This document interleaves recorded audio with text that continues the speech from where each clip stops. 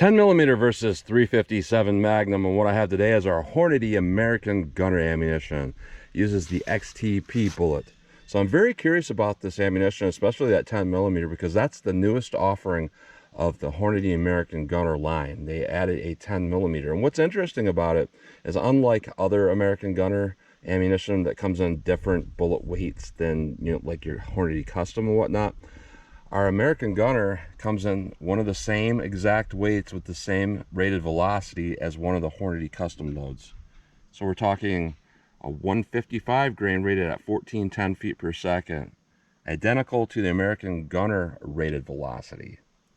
So I did test that in the past, so I'll try to compare what I get with this to the American Gunner and see if this is, or compare it to the Custom and see if this is the same ammunition essentially. So I have the velocity averages and everything written down of what I got with that in this same revolver here. So we're going to use my Smith & Wesson Model 610 with a 4-inch barrel, 10 millimeter revolver, and our American Gunner 357 Magnum is a 125 grain XTP rated at 1500 feet per second. I'm going to use my 4-inch barrel Smith & Wesson 686. So 4-inch barrel revolvers. We'll see how these two things compare. So I'm going to go through the chronograph, see what kind of velocity and accuracy I get at the same time with these. Then I'm going to do my 10% clear ballistic test. We're going to go into plain clear ballistics to see what the best potential of those cartridges are. The reason why I started doing that is because sometimes I would test ammo, never get hollow point expansion because they would clog with denim, which is a normal protocol, and I could never really see what those hollow points were supposed to really look like before I do more of a real world simulation. So I do a plain clear ballistic shot to get hollow point expansion, see what they're supposed to look like, and then I'll do more of our real world simulation.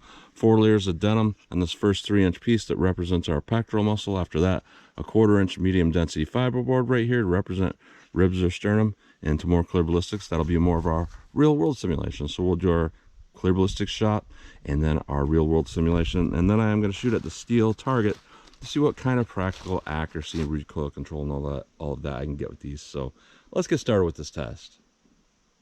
All right, first up we have our 357 Magnum. I've tested this in the past to this 4-inch barrel, and depending on the box of ammo, we've had really wild results, like anywhere between like 1250 feet per second on average with one box, maybe 1350 on the next. I think the last time I tested this, we were closer to 1400 feet per second, which is getting a little bit better. It's like they're kind of increasing the power a little bit to get it closer to where it needs to be. But let's see what we get here. 125 grain 357 Magnum, rated at 1500 feet per second. Let's see what I can get here. 1350, 1303, 1354, 1394, 1395. So, you know, better than some of the velocity as I've seen with that. Not too bad overall, but, you know, not 1500 feet per second. And the standard, industry standard for a 357 Magnum is that rate of velocity through a 4-inch barrel. So we're definitely pretty low. I do know that Hornady uses an 8-inch barrel to get that read, but that's a little bit odd. What we got with our Hornady Custom in the past, same 155 grain bullet rated at 1410 feet per second like this is, we had a really extreme velocity spread going on. From our highest to our lowest, we had a 90 feet per second difference, but our average with that was 1345 feet per second through this revolver. Now I'm curious if we'll get about that same, because there is a price difference here for the same number of rounds. You know, $25.59 is what this stuff cost me currently, as where the Custom was $29.79. A little bit of difference there. So let's see what we get, see how close we get to 1345 feet per second on average here. 1374, 1386, 1389, 1376, 1387. Let me run one more. 1360. So I'm gonna say this is a better quality ammo for less money, more consistent velocity, more power. Interesting that this would be better being the cheaper ammo. So let's hit our ballistics gel block, see how these compare. All right, our best potential shot, plain clear ballistics, best potential for getting hollow point expansion and all of that. So Let's see what we get here in our plain clear ballistic shot with our 357 Magnum. A lot of muzzle flash going on with that. Let's see what we get here with our 10 millimeter. Let's go take a look.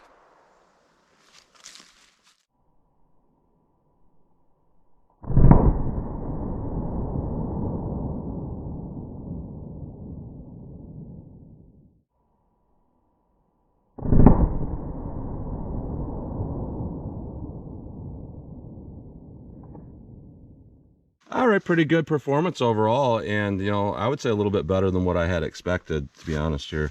One thing I do notice is a lot of flash with that 357, more than what's comfortable to see. Our 10 millimeter, more of a push type of recoil, not so much flash. So we have busted off pieces of that bullet with both these. Our 357 on the bottom, our 10 millimeter on top. Definitely more damage with that 10 millimeter. Both of them look pretty good, but our 10 millimeter looks a little bit better. So what we got going on here is pretty good damage going on that first 3 inches and going along here all the way up to about 9 inches, then it kind of peters off. And what we got for a total penetration is about 16 3/4 inches of penetration and good expansion. Now I can tell looking right through this gel here that our 10 millimeter expanded, not only bigger, but it looks to me like a bigger percentage of expansion from how big it started, from how big the bullet is to begin with. So we got a whole ton of damage, carries along to about 8 inches, and gets a little smaller damage, but still a lot going on there. And we penetrated to about 14 1/4 inches, and just looks a little bit better to me. So I would say our 10 millimeter did a little bit better than this plain clear ballistic shot. So let's put on our denim, put on our MDF, see how they compare in more of our real world simulation. All right, a real world simulation, 4 layers of denim, 3 inches of clear ballistics, 1/4 inch medium density fiberboard into more clear ballistics. Let's see what we get here with our 357 Magnum. All right, let me set that back up, hit it with the 10 millimeter. All right, 10 millimeter auto, real world simulation. Let's see what this does. Let's go take a look.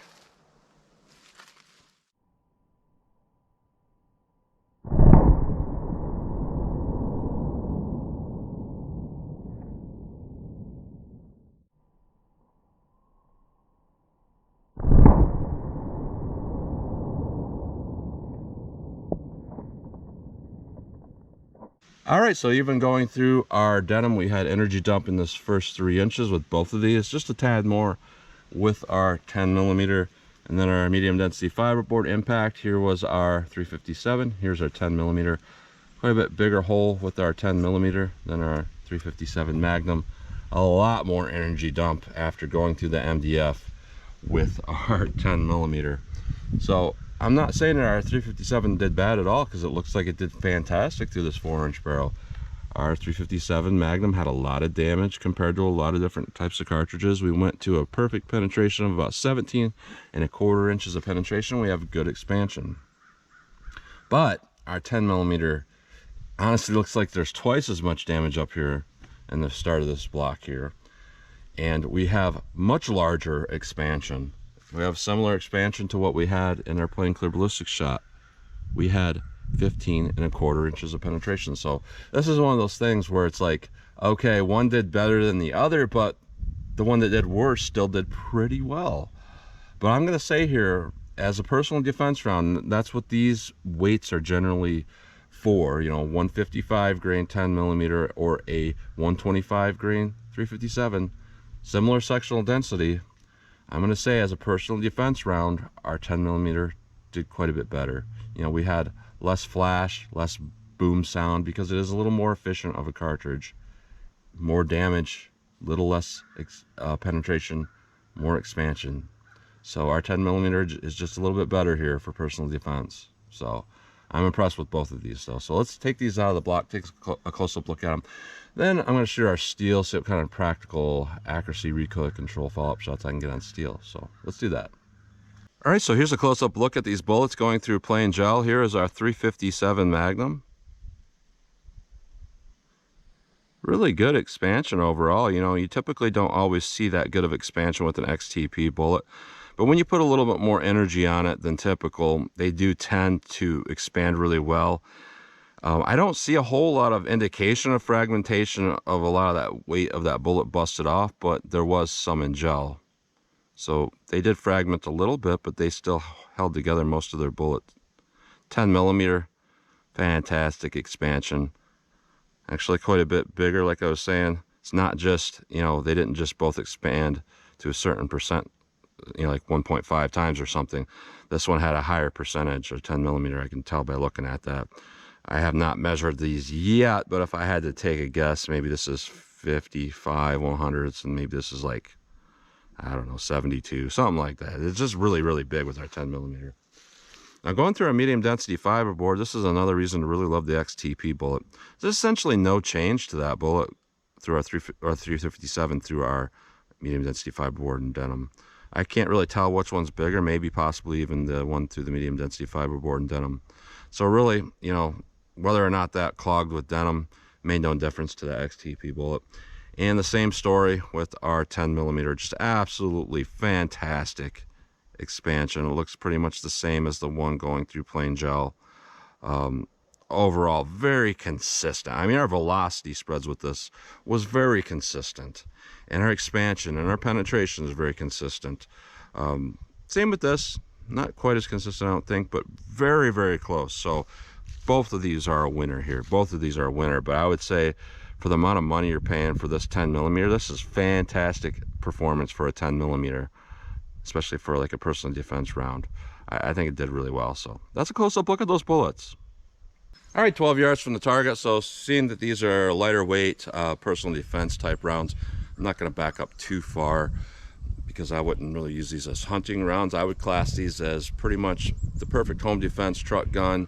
You know, concealed carry if you had to type cartridges for 4-inch revolvers. So let's see what I can do here. 12 yards from the target. I'm just going to get a sight picture, and once I have my sights lined up, I'll pop these off as fast as I think I can hit the target and see how they compare. So here is our 357.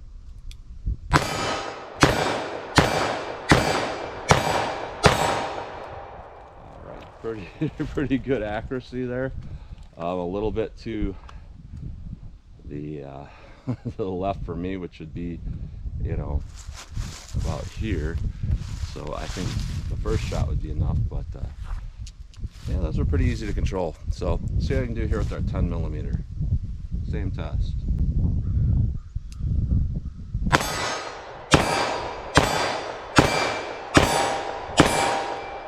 I'd say they do pretty similar. So let me back up to 25 yards and see how they do from there. All right, so I'm at my 25 yard marker. Let's see what I can do with our 357.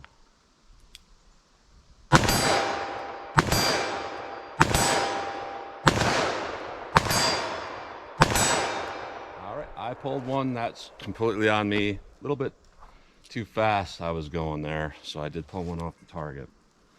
10 millimeter.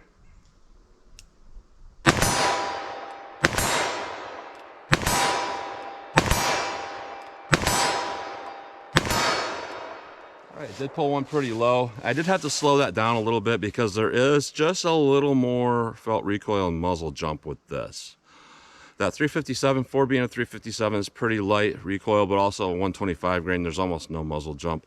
This, you have a little bit of muzzle jump, so I had to slow it down a little bit better. But, you know, it's kind of like, this is kind of like a 45 ACP, and the 357 is kind of like a 357 SIG.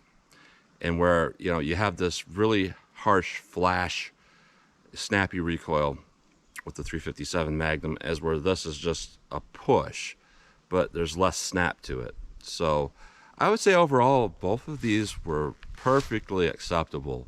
You know, this is not like a thing where it's like this did fantastic and the 357 Magnum was garbage.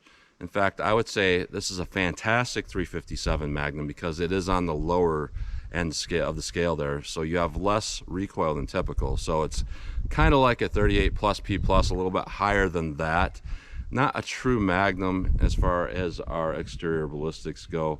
Not quite as much energy as typical, but I would still say a fantastic choice because it did everything we wanted it to do on our ballistic test. And it's cheap ammo. It's like $23 for a 25 round box. So I would say it's not a bad choice overall. Now the most surprising thing here was our 10 millimeter. Not only was this more consistent and better than the Hornady Custom and cheaper, but from my memory, I think this did a lot better because, you know, we had an average velocity, I would say 40, 50 feet per second more with this. And it looks to me like from memory, it had more expansion and more damage and more, you know, lifting up of that block. So even though our 357 mag is fantastic for what it is, this is a lot better in my opinion. Did fantastic. So no complaints here overall. I think both of these are really great options, especially this 10 millimeter here. And you got to remember, you know, a lot of people are going to say, oh, you're going to lose all your gas out the cylinder gap. And the truth of the matter is, I've looked at a whole bunch of information, velocity averages. This gives you about what a Glock 20 gives you. So, you know, on average, the average person is going to get what I got here today. So that's what you get today. So as always, comment, share, and like, and thanks for watching.